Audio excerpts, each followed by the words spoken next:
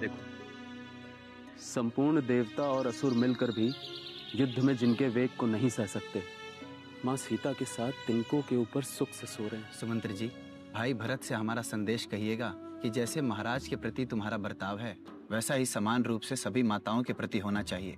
प्रभु श्री राम ने इस समाज को जात पात से ऊपर उठाकर जोड़ा, लेकिन जन जन के राम की जिस पथ पर हम जा रहे हैं, वहाँ आज भी बहुत सारे हरजन आमजन नहीं हो पा रहे हैं। और इस प्रकार श्री रामचंद्र जी ने सुमंत्र को लौटाते हुए जिस प्रकार समझाया, उनकी सारी बातें सुनकर वो बड़े स्नेहपूर्वक श्री राम से बोले, उस अयोध्या नगरी में मैं आपके बिना कैसे लौट के जा सकूंगा?